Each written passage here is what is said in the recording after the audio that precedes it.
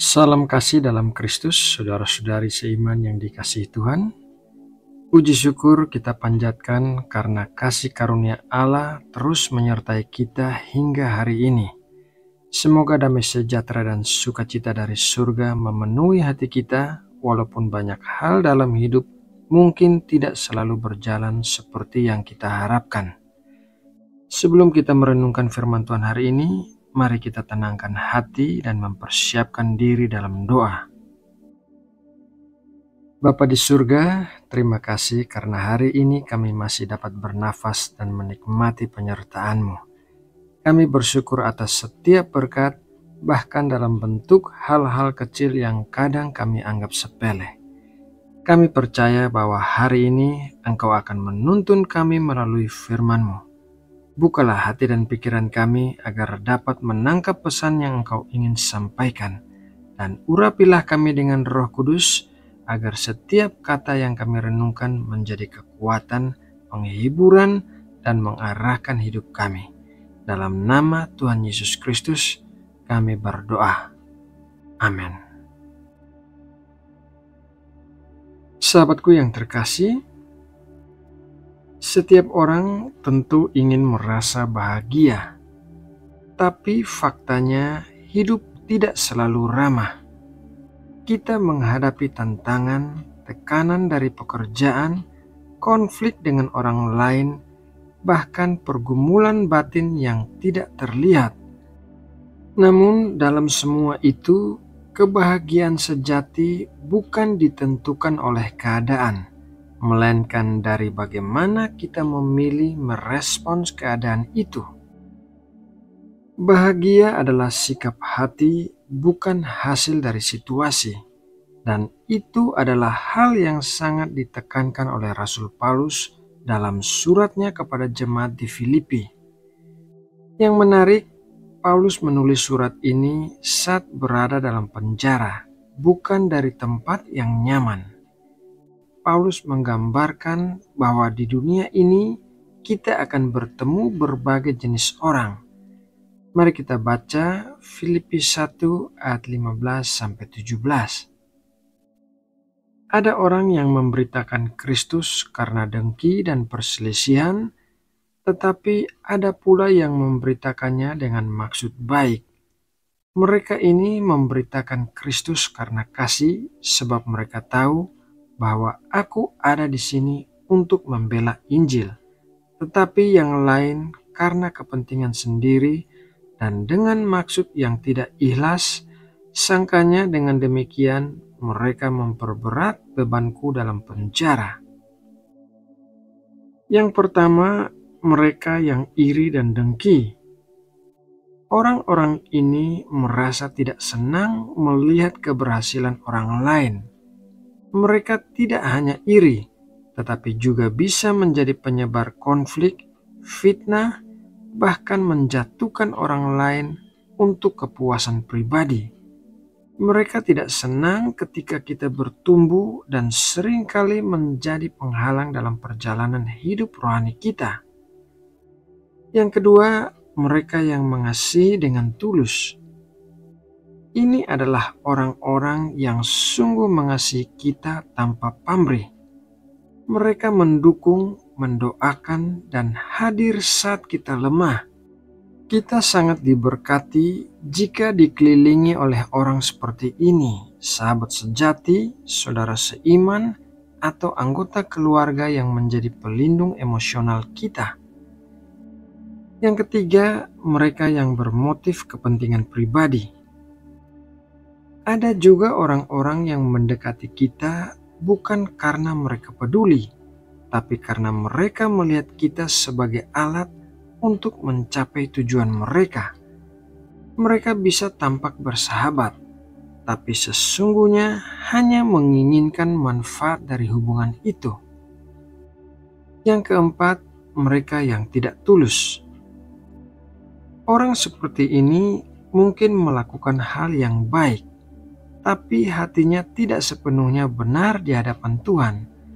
Mereka melayani, menolong, atau mendampingi kita, tapi dengan niat yang tersembunyi. Kita perlu hikmat agar tidak tertipu oleh kepura-puraan yang manis di luar. Dalam ayat selanjutnya, kita bisa belajar bagaimana Paulus memberikan respon atas keempat jenis orang ini.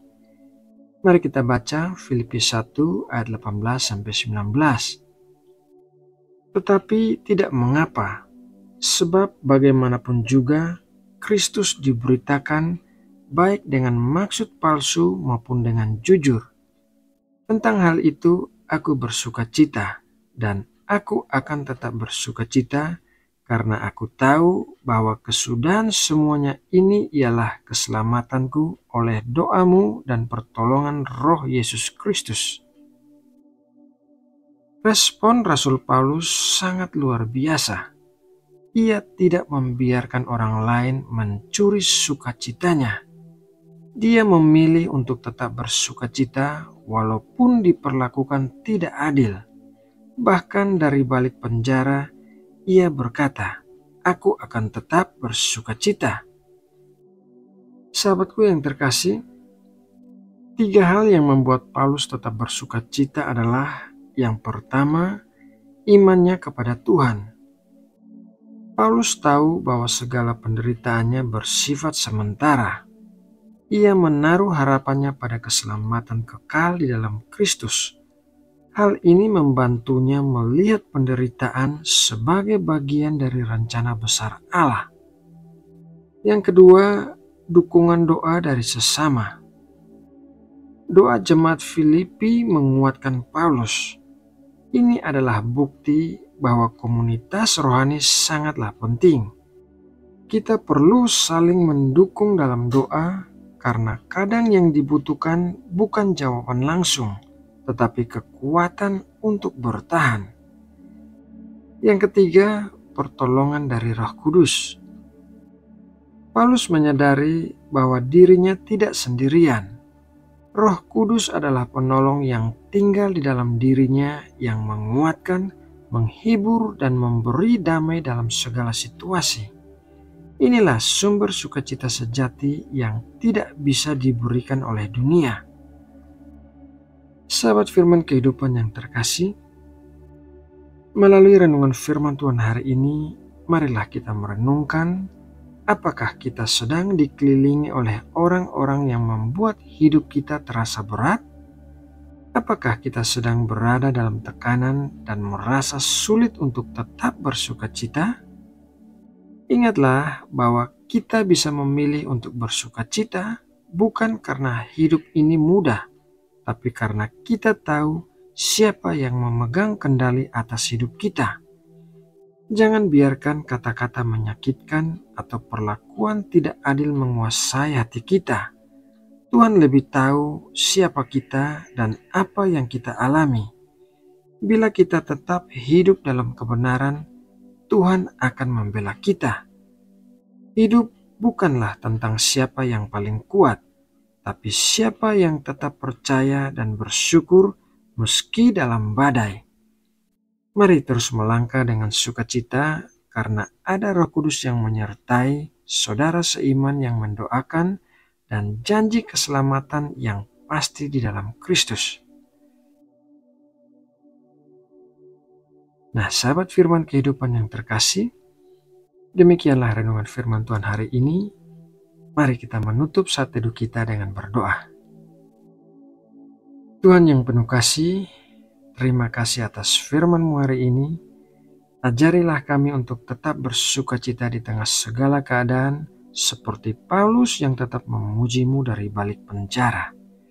Tolonglah kami agar tidak mudah tersinggung, tidak cepat mengeluh, dan tidak terpengaruh oleh perilaku orang lain. Kuatkanlah hati kami melalui Roh Kudus, dan bentuklah kami menjadi pribadi yang penuh damai dan kasih. Lindungi kami di sepanjang hari ini, pulihkan tubuh dan jiwa kami, berikanlah kami semangat baru untuk melayani-Mu. Ya Bapa, kami juga berdoa untuk bangsa kami Indonesia. Berkatilah para pemimpinnya agar bertindak dengan bijaksana dan bisa membawa negeri ini kepada masa depan yang penuh harapan. Terima kasih ya Bapa. Dalam nama Tuhan Yesus Kristus, kami bersyukur dan berdoa. Amin.